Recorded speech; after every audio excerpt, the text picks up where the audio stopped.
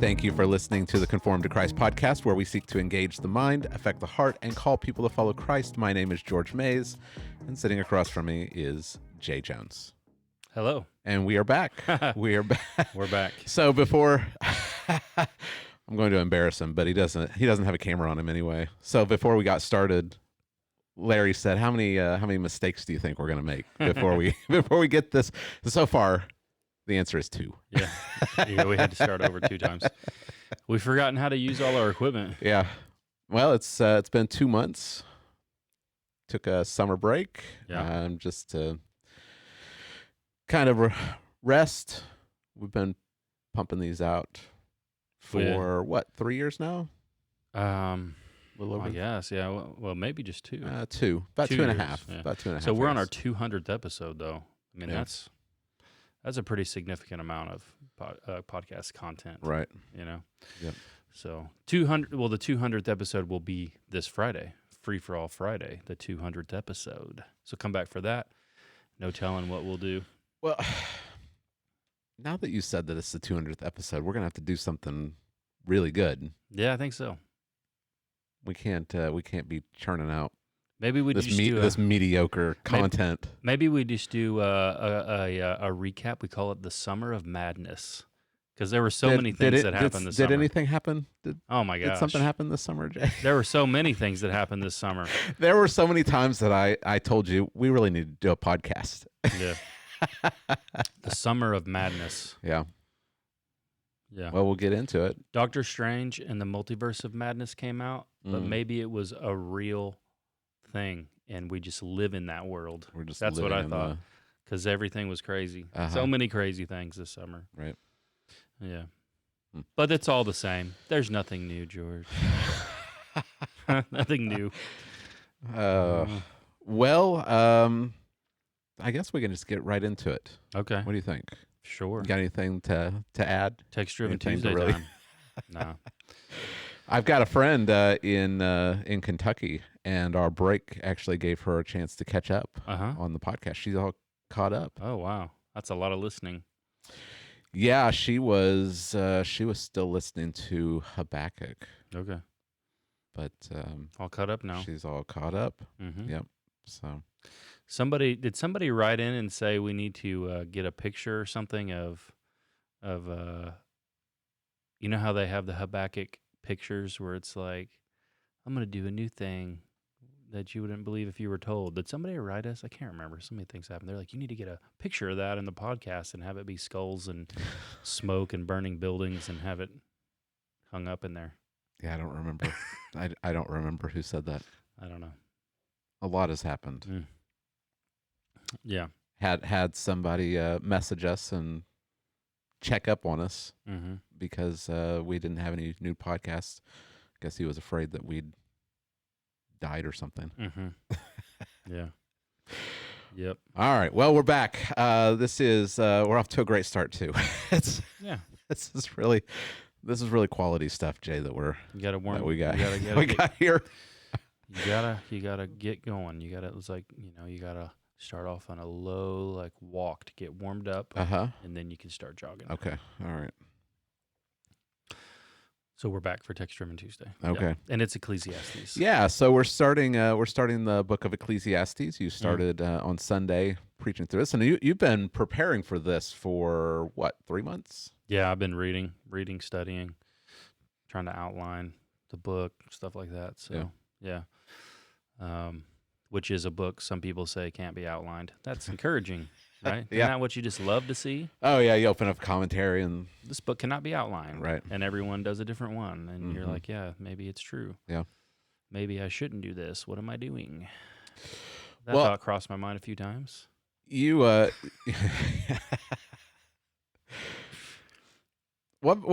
so this was kind of a challenge that a few guys issued to you to see if you would do it. What finally made you say, all right, I'm going to do Ecclesiastes? Because you were really on the fence for a while. What else were you thinking about doing? Just a variety of things. I mean, I want to do Romans eventually. Mm-hmm. I'd like to preach the rest of John's content, Mhm. all of it, because God did the Gospel of John. But Yeah. part of it is that no one preaches the book. Yeah. So I've found that to be like something that say like maybe I need to try and do it. Like, not really any of my heroes that I've preached through it. Yeah, I knew where you were going as soon as you said you were going to turn to Calvin's commentaries, because he's usually like he's the guy, right? I'm like, he's the man. Calvin's got my back, Yeah, I knew exactly where that was going when you Yeah. said that. Yeah. Because he didn't write anything He on didn't write Ecclesiastes. anything on it. I'm like, oh. It was the same with Judges. I was like, oh, I'm going to see what Calvin wrote about Judges. He didn't write anything about Judges. Mm-hmm. Because usually what'll happen is, like I've said before, is everybody rips Calvin off in their commentaries. Yeah. They just rehash it in some way, because he's like apparently some genius. It's like God just like, hey, you want a super genius? And then everyone just borrows from him. Right. Well, he's the guy that did it when he didn't have anything else to fall back on. I mean, he had the early church fathers, but he didn't have any contemporary commentaries that he could, scholarly works that he could appeal to. He was just doing the work himself. Yeah. But yeah, he didn't do anything on Ecclesiastes, and I thought that was pretty funny that you mentioned that. Yeah. So you may be able to find a couple of like the people that you like to listen to, maybe do one or two here or there, but most not. Right. Most haven't. Yeah. So there's that, and part of it's just like I said, like this is in God's word, like it's right. Maybe part of it is too, I just like a challenge. You know what I mean? Mm-hmm. Yeah. Well, off to a good start. So you looked at the first 11 verses yesterday, right?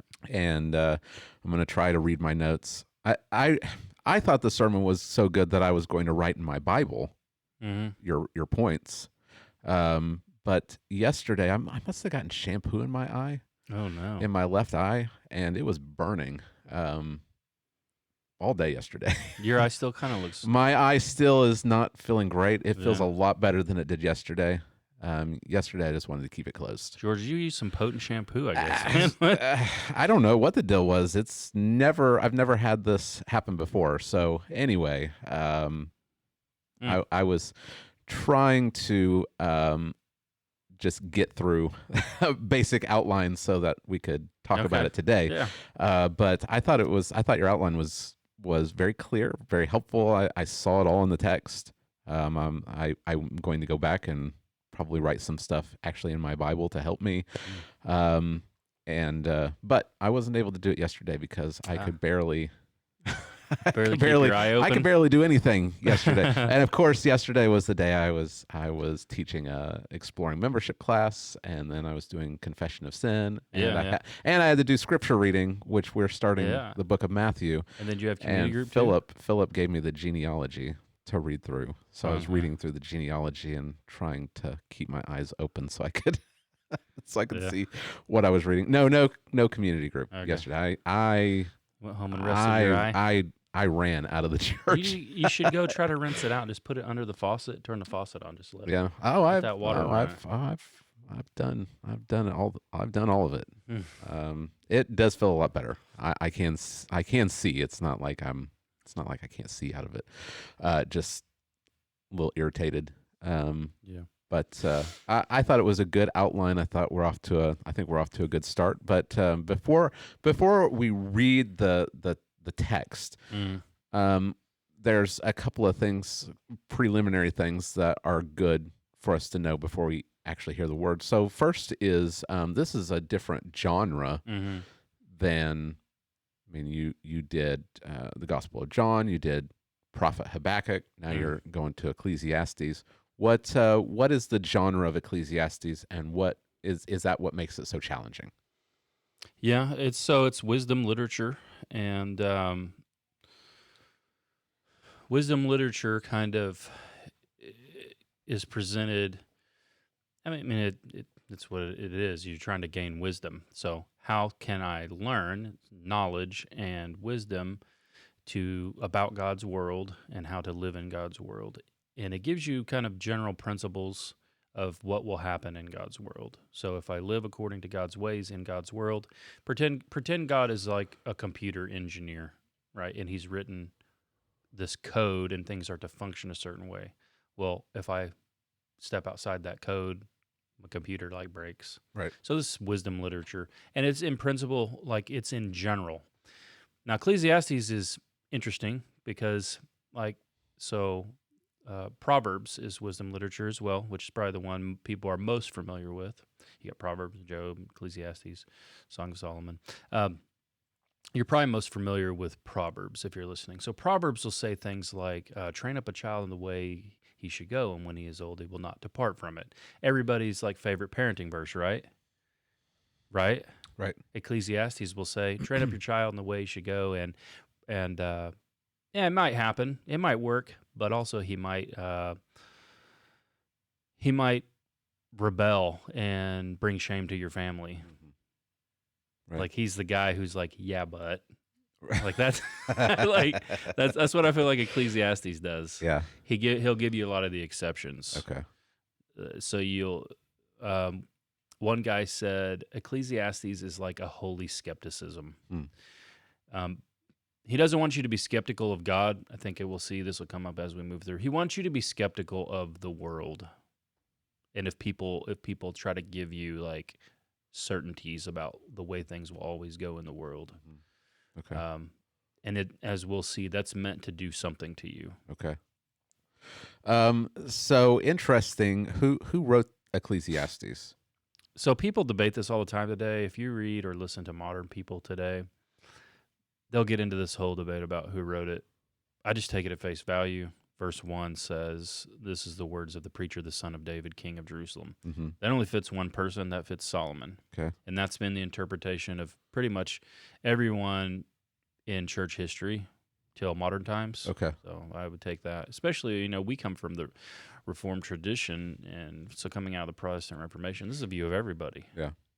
We have been handed down some things that are just so obvious it seems silly to even explore something else. Is it the rise of text criticism that causes people to say this is somebody else because it couldn't be Solomon? Right. Is that what it is? Okay. Yeah. Yeah, it's the same type of people that would say Habakkuk obviously couldn't have been written when you claim it is, because it actually predicts what happened. And we know nobody can predict what happens. Right. This is the type of stuff. Were there any other options given? Was it kind of like there's a lot of options. A group of people. Yeah. One is that much later somebody would write as if he's Solomon. Okay. And he says, but he knows that not everyone will know that it's, he's not actually claiming to be Solomon. He's just writing as if he's Solomon, so we can learn the stories, the lessons of Solomon. Yeah. There's no evidence of that. That came out of some dude's mind. Right. And so I just take it for what it says. I gotcha. Call me crazy. Yeah. Okay. Right. Okay, so Solomon's writing this. Solomon is he's the wisest man who ever lived, apart from Jesus. Right. Why did he write this? Why is this in the Bible? You started the sermon with that question. Why is this in the Bible? What business does this have to do in the Bible? Well, I think that is the question. I think if people are honest, you'll read Ecclesiastes and you come away with like, man, this is really weird. Yeah. It says some strange things, and there's things in here that are said that really aren't said anywhere else in the Bible. Like, I hate life. Like, you know what I mean? Yeah. Like, and so you kind of struggle with is this inspired? Is this inspired by God? And you got Solomon saying he hates life. Right.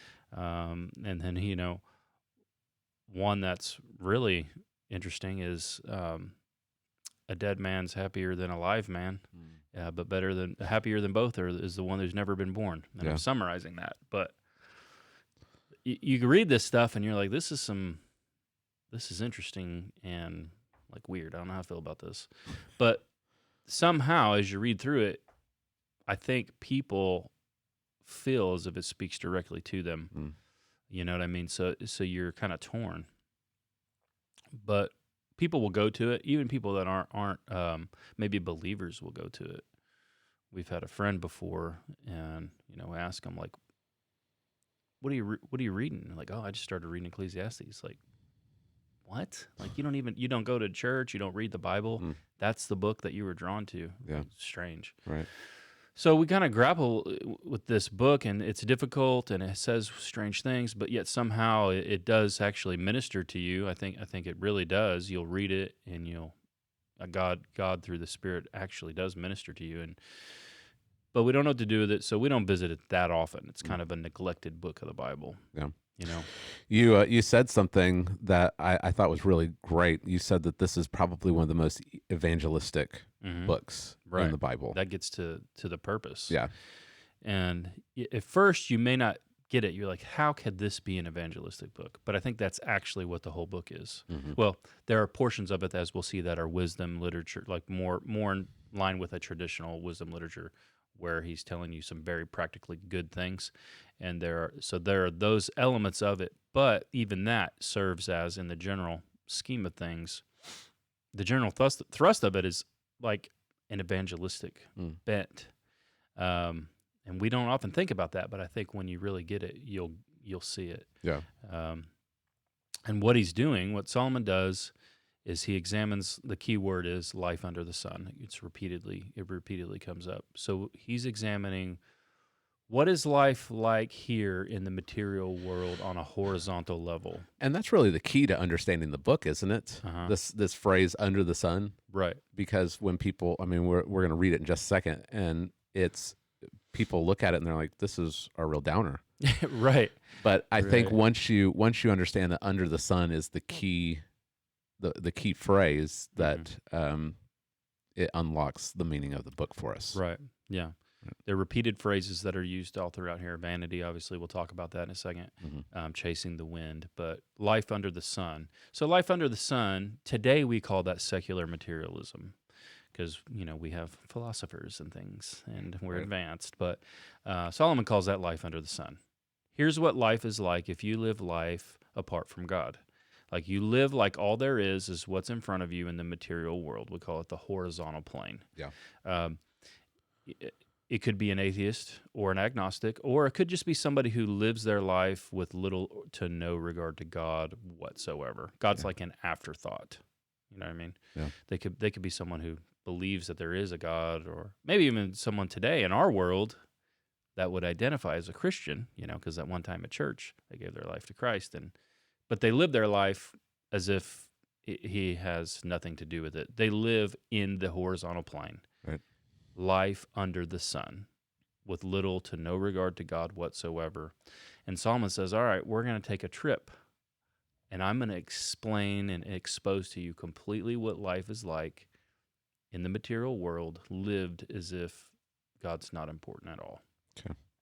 And so it is a downer, because he's really honest about it. And people usually don't go those places. Yeah. They live like an illusion. Though we know it. Yeah.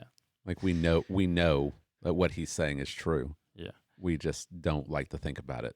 Yeah, they live their life. They pretend. You're playing a pretend game as if your life actually has real meaning and real value. Yeah.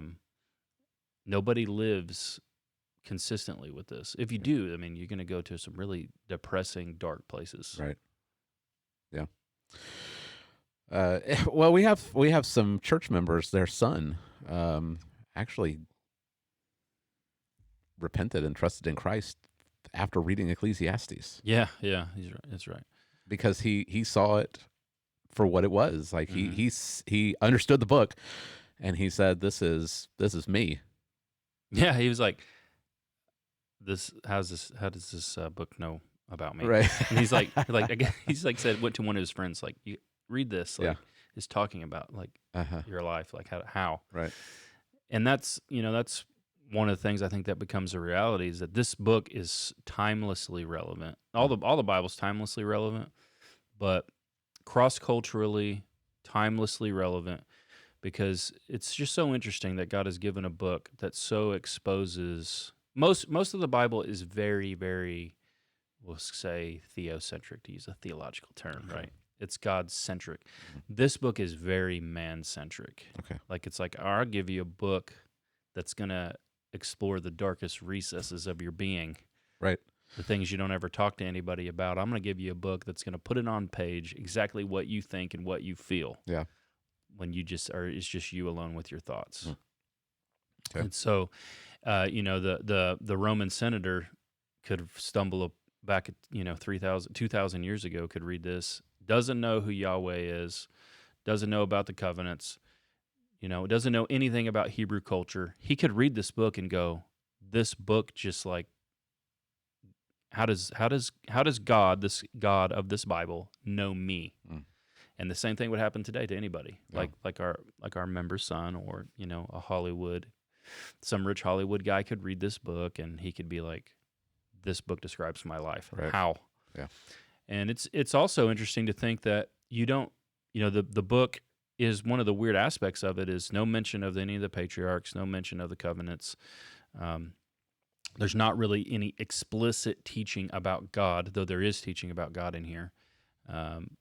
It's not like other books of the Bible, but there's no mention of the Messiah, no promises coming like that or anything like that. So you don't have to have any of that Bible background, and you can read this book and understand it. Okay. And so the evangelistic bent of it is, it shows you how pointless. The main point of the book is life is empty and meaningless apart from God. Okay. All right. Well, let's read. I think that's the point. Right. But of course, every other commentator has a different point that they think it is about. You know what I mean? Yeah. Right. Well, let's pop it up on the screen, and we'll have you read it. Okay. Ecclesiastes 1 through 11. But before you read it, I want you to tell us about the preacher. That word is the Hebrew word koheleth. Mm-hmm.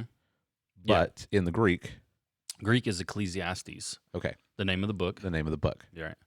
And Ecclesiastes comes from the word that people probably know more about, churches name themselves this, is the Greek word ecclesia, or the ecclesia, which is the church or the gathering. Okay. Or you could say assembly. So the word Ecclesiastes means one who addresses an assembly. Okay. And we call that a preacher. Okay. Which is what. So the book is literally. The book is called The Preacher. The Preacher. Yeah. Okay. Which, I thought about this, like, here's a book called The Preacher. Yeah. And no preachers ever preach it. It's so weird, right? Yeah. All right. Well, let's have you read it, and then we'll talk about your outline. All right. The words of the preacher, the son of David, king in Jerusalem. Vanity of vanities, says the preacher. Vanity of vanities, all is vanity. What does man gain by all the toil at which he toils under the sun? A generation goes and a generation comes, but the earth remains forever. The sun rises and the sun goes down and hastens to the place where it rises. The wind blows to the south and goes around to the north. Around and around goes the wind, and on its circuits the wind returns. All streams run to the sea, but the sea is not full. To the place where the streams flow, there they flow again. All things are full of weariness. A man cannot utter it. The eye is not satisfied with seeing, nor the ear filled with hearing. What has been is what will be, and what has been done is what will be done, and there is nothing new under the sun. Is there a thing of which it is said, see, this is new? It has been already in the ages before us. There is no remembrance of former things, nor will there be any remembrance of latter things yet to be among those who come after. And I braked there. Some people don't break till later in the chapter, but I just see it seems to be that there's a clear break, because then he goes, I, the preacher, have been king over, Israel. So I'm like, this is a good break here. Yeah. You know what I mean? The ESV has verses 2 through 11 in a poetic form, and then it has verse 12 in kind of a prose. Yeah. So the style is different. Okay. So that's a real bummer. Right. Yeah. But it is going to be edifying as we go through it, to understand this. Yeah, I think so. And what's important to remember too is, like, we live as if Christ has come. He's died and he has resurrected 3 days later, and he's coming again. So we have to read this as Christians. Right. Um, for a long time, you couldn't read it as a Christian. So you had to wait till you get all the way to the very end. And I mean, that would be like, hey, let's all go jump off a bridge already. But finally, at the end, we get some type of good news. Mm-hmm. But we already have the good news. So we have to read Ecclesiastes in light of that. Yeah. Because we're Christians. Mm-hmm. We are not Jews. Yeah. Christ has come, and he sheds more light on this stuff. So that's what I aim to do as we go through Ecclesiastes, is to preach it like a Christian. Right. Yeah, if you preach it in such a way that it could be preached in a synagogue or even a mosque, right? It's no good to us. Mm-hmm. We have to read it as Christians. You said that what Solomon is doing here is that he's plunging us beneath the line of despair. Yeah. What do you mean by that? Okay, so Francis Schaeffer wrote a book called "The God Who Is There." I think that's where this line of despair comes from. And in that book, he says everyone lives their life above this line of despair. So his deal is he wants to be an evangelist, an apologist. He wants to share the gospel and win people to Christ. But he says before you can share the gospel with somebody and they're ready for the good news, you've got to break them out of this illusion they're living in. So pretend there's this line, and above the line, life has meaning, life has happiness, there's joy, there's actual real purpose.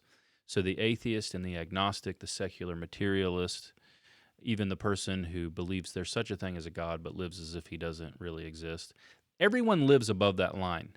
Well, that above that line belongs to the Christian, where life has real meaning, real purpose, there's real joy. So everyone has to lie to themselves to live above the line. In reality, if God is not the most important reality in all of existence, you should become a nihilist or nihilist, however you want to say it. And then life has no meaning. There is no purpose. But nobody lives like that. Nobody can live like that. Everybody stops at red lights. That's what I always tell my kids. Ask your friends if they stop at red lights. If they try to say this some nonsense like life has no meaning, well, do they stop at red lights? Yeah, they do. Because intrinsically, that's not a livable. It's not livable. So you lie, you create these deals. So Francis Schaeffer says you got to plunge them below. You got to expose how they're lying to themselves, and that way they're plunged below the line of despair. Then you're ready to hear that there's something else. That's what Ecclesiastes does. Now, I don't know if he had that in his mind or that's where he learned it, but Solomon definitely is doing it. Yeah. You get done with it 11 things here. If I just would have stopped before the conclusion, I mean, you'd be like, maybe there is no point in life. Right. You know what I mean? Maybe an asteroid will hit us and it'll all be over with. Right. So that's what he's doing. Okay. All right. So your outline was there are 4 realities of life under the sun. Mm-hmm. And so let's just walk through them. Yeah. So life as it is actually experienced, as if you're gonna become a secular materialist and live as if there's God doesn't matter, right, or is there even a God? Yeah. So the first is life is empty, okay, under the sun. All right, and that's verses 2 through 3, mm-hmm, right? So let's talk about this word vanity, because it's all over the place in this book. Mm-hmm. We need to understand what it means. Vanity. What vanity of vanities? Vanity Actually, of vanities. It's a superlative, right? Yeah, it's like super vanity. Yeah. So what does he mean by vanity? Well, am I often thinking, because it's very possible, that vanity today has the nuance of something like you're proud of your looks? To be vain. Right. To be vain is to focus on your looks. Yeah, that's not what he's talking about. Prideful. Yeah. Yeah. So that's what we need to make that clear. This is not what he's talking about. Right. Vanity of vanity. So vanity, the word, doesn't always mean the same thing in Ecclesiastes, because the word, like a lot of words, has a range of meanings. And there's nuance in the word, so context is going to dictate. But the word vanity means something like a breath or wind, are meaningless or absurd or futile or empty. And so as you encounter it in different scenarios, he'll use the word vanity for vanity, but it's not always going to exactly mean the same thing. So the three main ways that he uses it is fleetingness. Number one, fleetingness. That's like vapor-like. Like there's the wind aspect of it. That it's impermanence, right? It's not lasting. Meaninglessness is one.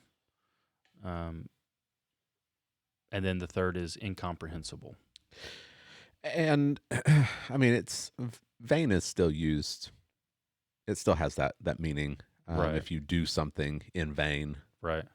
It's for no purpose. It's for emptiness. Yeah. That it's meaningless. Yeah. Yeah. So it still carries that. Yeah. It still carries that meaning. It's not one of those words that we use very often. Right. Yeah. Yeah. So fleetingness or impermanence, meaninglessness, incomprehensible. So that's exactly what your first point is, that life is empty. Life's empty. It's empty. It's vain. Yeah. Right? It's life is super empty. Okay. Right? It's a vanity of vanities. All is vanity, vanity, vanity. He says he says it 5 times, right? Yeah. Just in that verse. Yeah. It's if a biblical author repeats a word several times, he's trying to make his point. Right? Yeah. So he says it 5 times in one verse. I think he's trying to express himself and try to get the point He across. gets right to the point. Right. So he's like, I'm going to tell you the point right up front, and then I'll just elaborate on it. Okay. That your life is meaningless. Yeah. We're off to a good start. Yeah. All right. And these 2 verses, they really summarize the entire book. Vanity of vanities, all is vanity. Yeah. Vanity of vanities, what does a man gain by all the toil at which he toils under the sun? That's it. So we've got our phrase, under the sun. That's the first use of it in the book. You define some terms for us. Yeah. What does a man gain by all the toil? So gain and toil are 2 prominent words that you took some time to define. Yeah, because you're right. The theme is here. It's here in 2 and 3. So gain, we think, because we're Westerners, that's, I've got more money than I need. Yeah. I've worked, I got paid the bills, got the food, and I've got extra money left over. That's gain. And if I save up enough of that gain, then I've got a lot of money. Things are going pretty good. So you could toil and get some gain. That's not really what it means. All right, coming off of verse 2 helps us to understand when he has just said that life is meaningless. What he means is something like your soul is on a quest to find gain for itself, to find that which would make it not vain, to make it not empty. So you're looking for that which could, for your person, for your soul, give it gain, could fill up that which was lacking in you. That's the idea of gain. Under the sun, the soul is scavenging about east of the Garden of Eden, looking for that which might satisfy it and give it real meaning and fill up its emptiness.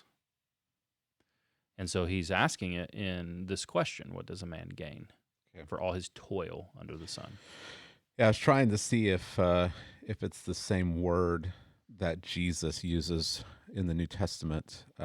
What does a man gain? What does it profit a man if he gains the whole world? Gains the whole world and loses his soul. Doesn't look like it's the same word, but it is the same idea. It's the same idea. Yeah. Because what does it profit a man if he gains, if he looks for satisfaction in the world, but he loses his soul? Yeah. And that's really what we're going to get into next week, because he goes on a quest.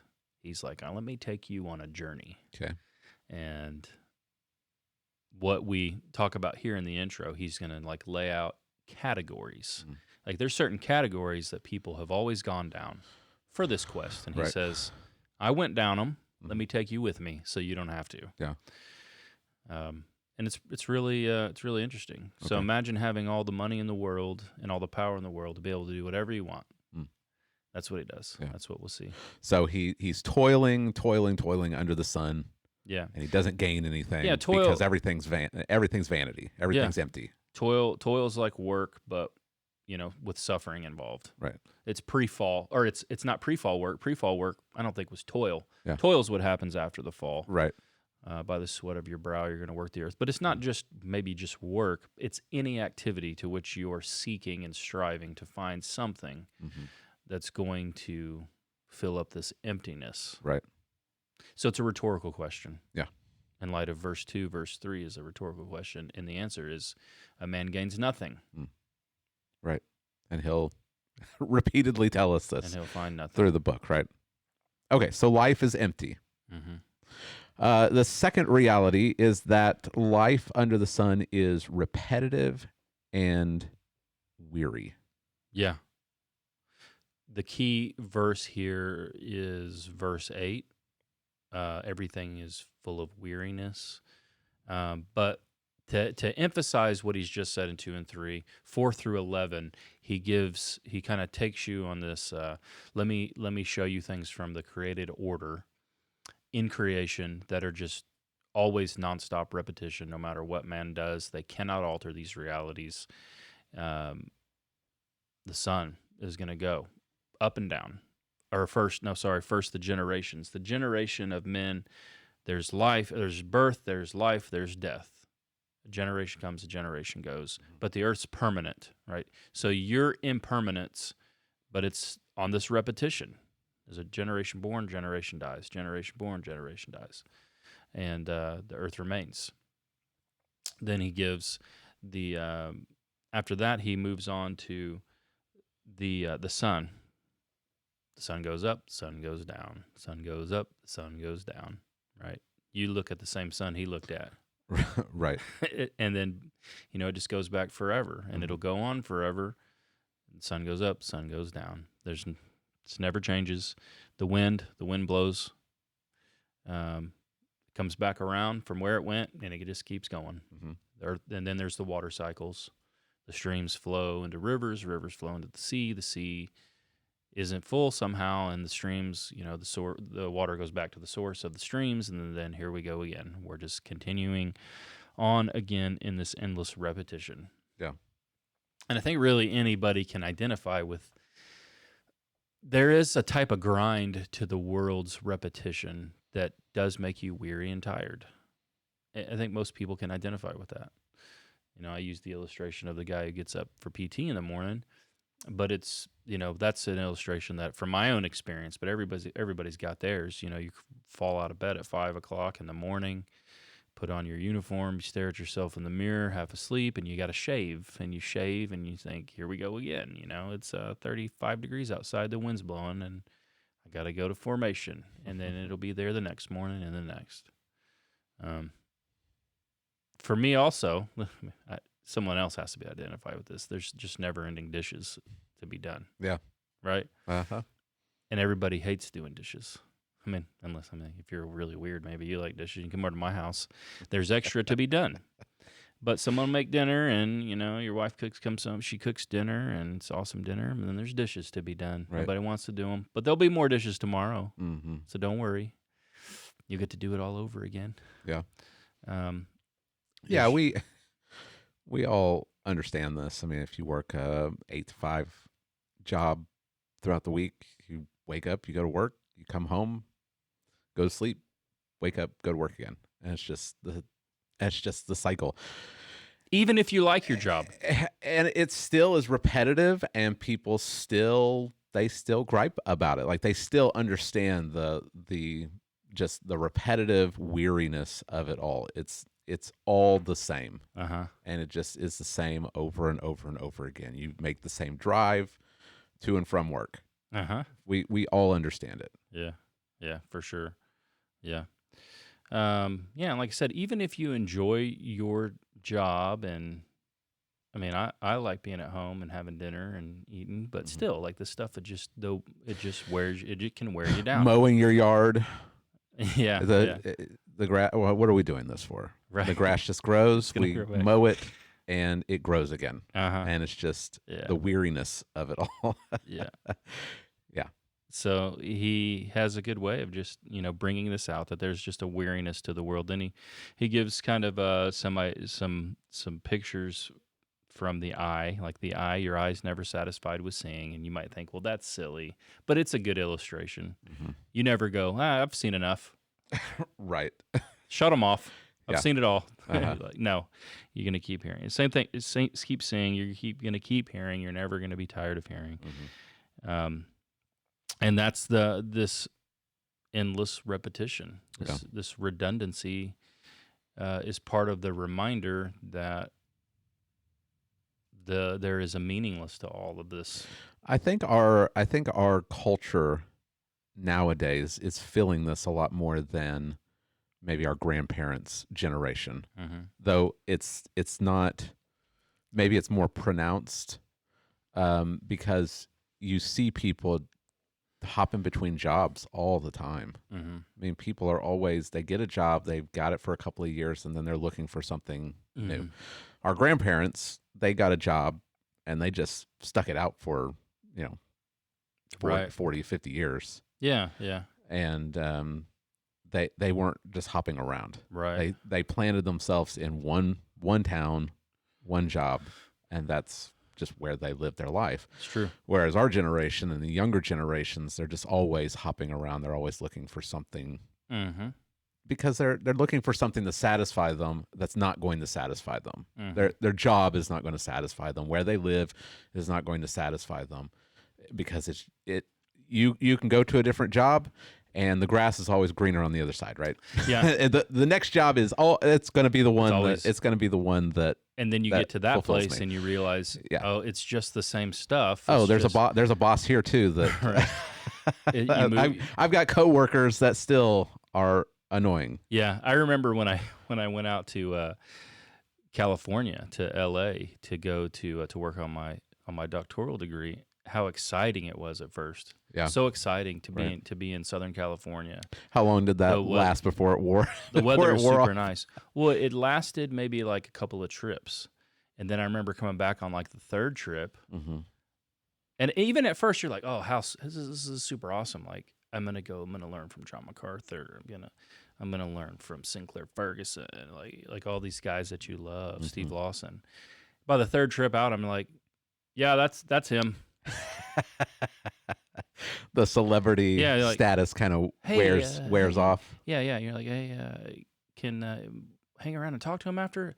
No, because the traffic is insane, and I want to get home before 9:00 at night, so I'm leaving. Yeah, and then you're stuck in traffic, and you're like, I wouldn't live here if somebody paid me like $400,000 a year. Right. I'd still be like, nah, no. But see, if you've never gone there, you think, oh man, that place is sweet. Yeah, the weather's awesome. The wind doesn't feel like a hairdryer. The culture there, it's all exciting. And you've got people living elsewhere that want to live in LA, and you've got people in LA that want to live elsewhere. And right. If you're looking for the state you live in to satisfy you and give you deep satisfaction, it's not going to happen, right?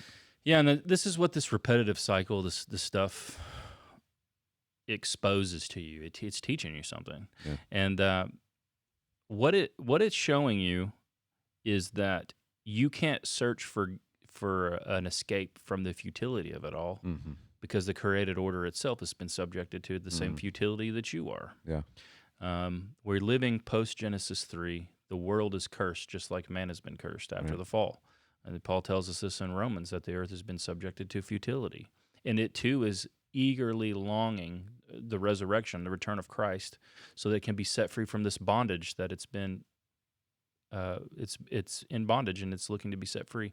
So the repetitive nature and the grind of the world, and even the cycles of what's going on in the world and in nature, tell you, don't look for gain here. You're not going to find it. Right. Even if you didn't have dishes piling up every day, it'd still be something that was still going to be repetitive and toilsome and weary. Right. Yeah, I like how you brought that to how all of creation has been subjected to futility, and so we're caught. We're stuck. You can't escape it in under the sun. This is the way that life is going to be. And even if you have, Elon Musk fortune, you're still going to be caught up in the weariness of it all. And what's important about, I think, this nature aspect of it, the cycles that are brought up is in the world. Don't look for gain here in the world. This is one of the places people always go with their idols. Yeah. They used to worship the sun. Well, today it's just environmentalism. Mm-hmm. Right. I am like a soldier for environmentalism, and I'm going to save the environment. Yeah. That gives my life real meaning and real purpose. Well, you know what? The earth is in these cycles of things that it cannot escape from, and a solar flare could scorch the earth, and then what? Like you've committed your whole life to this, and poof, all our technology's gone, and all the farms are burned up. Yeah. Like the world is lost, just like you are, and it's not going to save you. Yeah. All right, so life is empty. It's getting more positive as we go. Life is repetitive and weary. Right. Nothing is new under the sun. Yeah, there's nothing new under the sun. Okay, so you brought up that this has an apologetic importance also, because this is a passage that's used against Scripture. Right.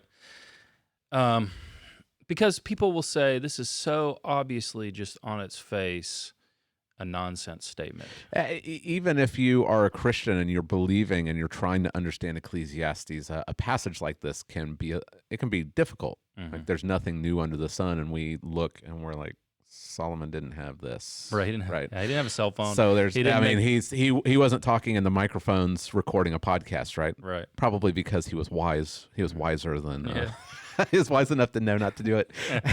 But so what does it mean? There's nothing new under the sun when we can look around and obviously there is newness. Right. There are new things. There's new technology everywhere. Right. So yeah, we say, first off, okay, I don't believe there are contradictions in the Bible. Okay, this one verse isn't going to make me throw my Christianity away. And if the college professor points this out and laughs at me in front of the whole class, I'm not going to abandon Christianity. I'm going to say, you know what, I don't understand that yet, but I'm going to dig in. Well, you don't have to dig far, because if you just stay in chapter 1, right, the theme of chapter 1 is life is empty and meaningless. Mm-hmm. Okay, that's the theme. So the idea of there is nothing new under the sun, what has been done, is what has been done before, and there's nothing new, and what's going to be done has already been done before. The idea is there's not coming something in the future that hasn't already been tried that's going to give your life meaning. That's the idea. Okay. And I think it's like I said, there are optimists out there that are, okay, like there's something coming one day. Yeah. But like there's going to be that thing one day that actually gives me real feeling. Right. And I think that you see that just talking about phones. You remember when a new iPhone would drop and people would camp out. Oh, yeah. At Apple stores to be the first one to get this new iPhone. Mm-hmm. Why did they do that? Well, they're trying to, it excites them. It gives them some type of temporary feeling of fullness. Yeah. It helps them escape the emptiness. Yeah, it's kind of like that break in the repetitive. Temporarily. Right. Yeah. Right. Yeah. You gave some great examples of new things that are not really new. Right. I mean, just think about the things that we think are new, right? We think, oh, we're going to colonize Mars. Of course, new technology has enabled that. We're going to explore the cosmos. Elon Musk thinks this is the purpose of humanity, to become an interstellar species, to colonize other planets. That doesn't give your life any fullness or meaning, because we've always been explorers. We've always colonized. All we're doing now is technology is giving us the capacity to do it bigger. Mm-hmm. But it's not new. Right? There's nothing new about thinking that if we're explorers, that'll make our life have purpose. Yeah. Nothing new about that. Right. So at one time, people made boats, and they were like, "Look at this boat! We can explore that place where we don't know if there's anything beyond the sea." Right. You know what I mean? Right. That riches. Mm-hmm. You know, people would accumulate little gold pieces back in the day, and they'd accumulate riches, and then it was dollar bills, and now it's Bitcoin. You know, now it's cryptocurrency. There's nothing new under the sun. Right. Entertainment. So he's not talking about new inventions. Right. That's not what he's trying to get at. Right. He's talking about the things that man pursues that he thinks is going to give him gain, that he toils at. Right. It's all the same. There's nothing new for us in that regard. It's all been tried. We may pursue it in different ways than past generations, but we're still looking for the same things. And you're doing it in the same ways. Like you're doing it. There are main categories, as we'll see, which we'll get into next week. And that's kind of what he does, is he gives main categories. Yeah. Like these are the ways people pursue gain under the sun, and it can't be found. Yeah. So don't take the verse as there's nothing new under the sun. He's not talking about technology. He's talking about, is there coming something in the future, something that someone hasn't tried yet, some event, something, some way of pursuing meaning. He's saying it's not coming. There's nothing new coming. So if you're an optimist and you're holding out, there's not coming that thing. Yeah. That's the idea of it. Okay. Yeah. All right. Number 4. Life is a vapor. Life is a vapor under the sun. So Ecclesiastes 1:11. There's a word here that's translated as things that is better maybe translated as people, because I think if you're just going to take it in the literal Hebrew, the word things isn't there. But we don't really read that way, right? There's no remembrance of the former. That's kind of what it would say. Yeah. The people is captured in several English translations. There may even be a note in the ESV that it probably is. There's a little letter, and it'll say probably means or maybe means people. But I think it means people because there's a chiasm here. Okay. Like that's not super important to know, but it is helpful in understanding. This verse seems to link with verse 4. Okay. A generation comes and a generation goes. And then he comes to verse 11. There is no remembrance of former people, nor will there be any remembrance of latter people yet to be, right, among those who come after. And you can kind of pick up on that among that phrase, among those who come after. So your life is a vapor. And the idea is you're going to die and no one's going to remember you. Yeah. So the one thing people, and I kind of, as I was thinking through this, when it finally hit me, I was like, man, this is like the last nail in the coffin. Because what people would think, okay, there's nothing I could really do. Maybe it would give my life meaning in this life, but what I could do is I can leave a legacy behind and I'll be remembered. And that's something. I can do a lot of good for the world. I can leave a legacy behind, and that's something. Yeah. And he says you can't. There's no legacy to leave. Like people aren't gonna remember you when you die. Yeah. Everybody's already been forgotten. Those who are going to be born in the future are going to be forgotten too. And that's a really hard idea to accept. You see it today. People want to be remembered. They want to matter. But like you brought up, like how many of us know the names of our great grandparents?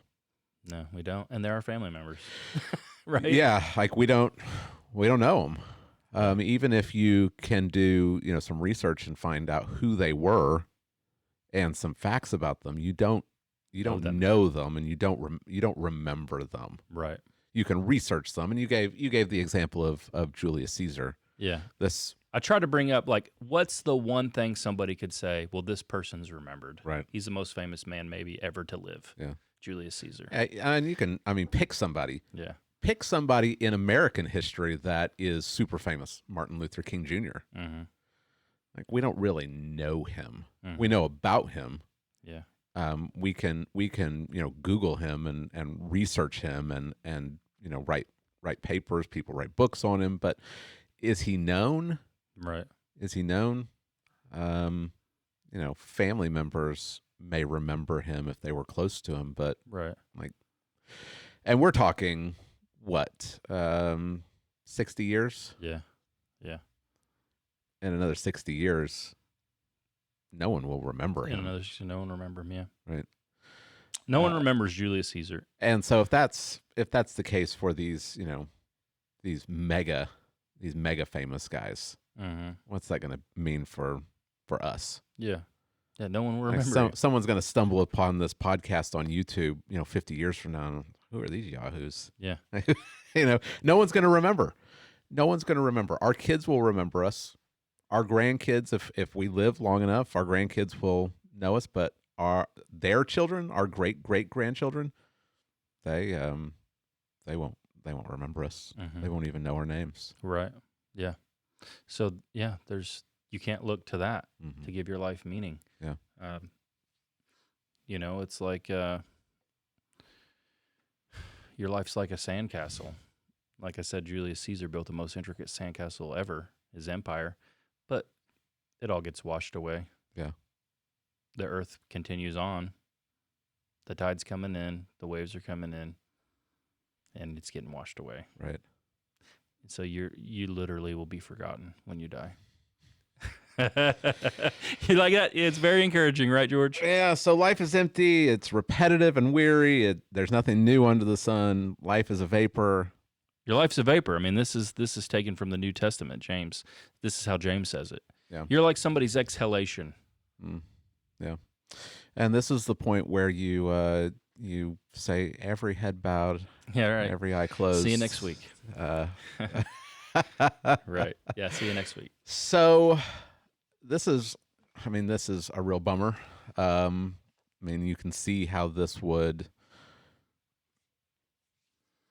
if you just leave it here, right, you're just going to be left with what's the point of even going on? Right. If like you said, no one lives this way, Nobody consistently. lives this way.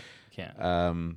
Because if you just take this and just stop there, you might as well just go and commit suicide.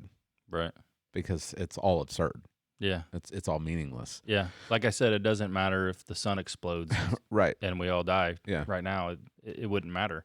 Yeah. Or if we lived for another 10,000 years and we did colonize Mars, it wouldn't matter then either. Yeah. Because there's no point to any of it. Right.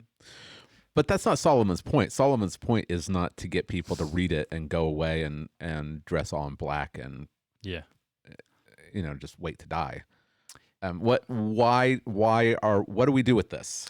What do we do with these verses that are just piling on the absurdity of life and existence? What do we do with this? It's meant to make you look beyond the world, beyond the horizontal realm, to say there's got to be more to life than this, and so you look vertically. You have to look to God.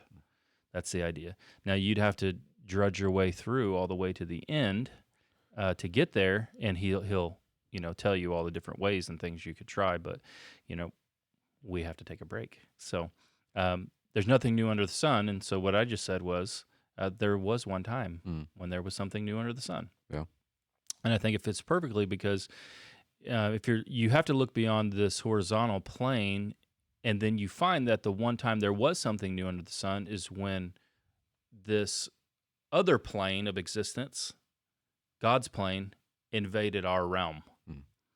So God did something about the emptiness, the cycle of drudgery, us never being able to fill it, the futility of the entire created order post Genesis 3, that the world is all caught in this endless cycle of meaninglessness, that God invaded this world, and God was born in the flesh. Right. God became a man. He was born of a virgin. He was fully God, fully man. He was the theological term. He's truly God. And truly man. That's the one time there was something new under the sun east of Eden. That's it. That's the new thing. Right.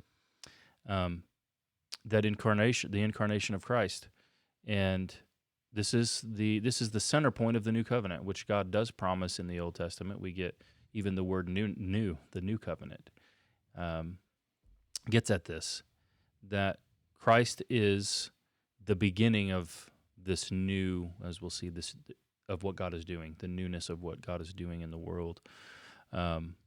He came to the world, lived a perfect life that none of us could live as a man, just like we are, and therefore, as one who satisfied the law perfectly in our place, he's sinless. He becomes a sin sacrifice for sinners, taking upon himself the curse of the law, dying on a Roman cross, bearing the sins of all of his people, not his own sins. He's crucified and he actually dies. But that's not it. They put him in a tomb, a borrowed tomb, but 3 days later he rises from the dead and he defeats death. And so now the cycle of a generation comes, a generation goes is broken. So one time it was broken because Christ lived, Christ died, but Christ rose from the dead. Right. And in his conquering over death, that's what he offers to us. He offers us a new life too. He offers us a new birth. And this is interesting to think about. Like, you're born into the world. You're born into the world and the cycle of suffering and pain and emptiness. And to escape that, nothing here can help you escape it. You must be born from above. And this is exactly what Jesus tells us in John 3. He says, truly, truly, I say to you, unless one is born again, he cannot see the kingdom of God. That's the birth. The new birth is the birth from above. It's birth given to you by God. And so then you then become a partaker of what Christ has done, and you break away from this curse of emptiness. And in this new birth, you get a new life. If anyone is in Christ, they are a new creation. The old has passed away, and the new has come. And coming with that comes a new heart, new desires, new passions, new purpose, new everything, new gain. You can find gain under the sun. The gain is Christ. And so your life has real meaning and real purpose. And then ultimately Christ brings in a new creation. This is how the Bible ends. That this desert wasteland east of Eden doesn't go on forever. Revelation 21:5 says, he who is seated on the throne says, behold, I am making all things new. And just prior to that, we read about it. So what we read about there in the new creation in 21 is this place that he creates, this holy city, this New Jerusalem, where the dwelling of God is with man, is like Eden restored. There's no crying, there's no pain, there's no death anymore, nor mourning. The former things have passed away. The vanity of vanities is passed away, is gone, because all things have been made new. And we've returned back to the garden paradise with God. Yeah. I saw a connection with what Paul says at the end of 1 Corinthians chapter 15. He's talking about the resurrection. And he says, based on what Christ has done in the resurrection and what that's going to mean for us when we're raised, is he says, therefore, my beloved brothers, be steadfast, immovable, always abounding in the work of the Lord, knowing that in the Lord your labor is not in vain. Right. So it makes me think, we still are going to be under the sun. We're still going to be experiencing that repetitiveness and that weariness. But we can know when you get up and you go to work and you come home and you go to sleep and then you get up and you go to work. If you're working for the glory of God, your labor is not in vain. Yeah. It's not empty. Even now, you don't have to wait for the new heavens and new earth for your life to matter. Right. Because of the resurrection, Paul's saying your life now does matter. There is meaning to it, but it's not. You can't find meaning apart from Christ and his death and resurrection. Yeah, that's right. But if you are trusting in Christ, then you can know that your life does have meaning. Yeah, that's right. Yeah, that's right. Exactly. That was a little preview of what's coming next week, George. Okay. That you just gave. Oh, all right. Yeah. Well, good job. so how are you? I know that wisdom literature, the breaks are not always super apparent. No. Do you have how? Give me kind of some insight into how you're going about your prep. So you had a book, I can't remember what it's called, it's in there. It's got pretty very detailed kind of structure of it. The literary structure of the Old Testament. Mm-hmm. Okay. And then Sidney Greidanus has an outline, which I think his outline is the best. Okay. And he'll try to give. Is that preaching Christ from Ecclesiastes? I'm not an expert in Hebrew, so yeah. And he's like the one guy I could find who actually tried to really understand why these breaks make the most sense. And he even tell you in the beginning of it. He said, hopefully, what I'm doing, because like I said, numerous people will say there is no outline to Ecclesiastes. Right. He'll say, well, if you're going to try to preach it, you got to have something. Yeah. So he gives reasons why. Like, I mean, here's one obvious one. Why did we break right here? Well, the ESV breaks right here. But there's a clear difference in the language. Okay. He then shifts. The preacher, he's telling you like his personal experience now. Right. So there's a clear break. Okay. Right. So then you come there and you think, okay, well, where do I stop now? Yeah. Well, 1 through the end of chapter 2 seems to be really one thing that he's talking about. Okay. It's his quest. So it's a longer portion, but it seems to all go together because in chapter 3, he gets into this discussion of time. Okay. The theme changes. Okay. So there's a time for everything, a time for this, a time for that. Well, that will eventually end, and he'll begin to tell you about, there's a section on like God where he shifts his focus more toward God. Mm-hmm. So I tried to identify like the more of the themes, because you can't preach through this book like line by line like you might for Romans or Galatians. Right. You can't do it. You got to take the themes as they come. Right. And so what you've got to do is, to your best of your ability, find where the theme begins and where the theme ends. Mm-hmm. And sometimes it's not super clear because he'll kind of just like smush it into the next theme. Right. But you just got to pick a break somewhere. Yeah, that's what I had to do with Hebrews. Right. It's you come to that middle section of the book and it all just fits together, and you're like, well, I got to stop somewhere. Yeah. So I'm just gonna pick one. I'm just gonna pick a place to stop. Mm-hmm. Yeah. Sometimes it just becomes a matter of practicality for preaching the text. Right. For how you could best present it. Mm-hmm. Right. Okay. So. All right. Well, anything else? No. Hopefully people aren't depressed afterward. Right. You know what I mean? Right. The idea is to make you to look to Christ repeatedly. So that's kind of what I'm going to try to do, is to say, all right, here's this. Now, how does this fit to Christ? Mm-hmm. How should we read this now? Right. Because Christ is real and he's alive. Right. And he's alive. So he wouldn't have experienced life this way. Right. Right. Because he did everything for the glory of God. Mm-hmm. So he wouldn't be caught up in the emptiness of it. Right. Well, you talking about Christ? Yeah. Yeah. So Christ didn't. Well, and this is what should become apparent. We're talking about the Son of David, but we're reading this and preaching this in light of David's greater son that has come. Uh-huh. Solomon went on a journey into darkness so that we don't have to go. Yeah. Now, he doesn't stay there, as we'll see.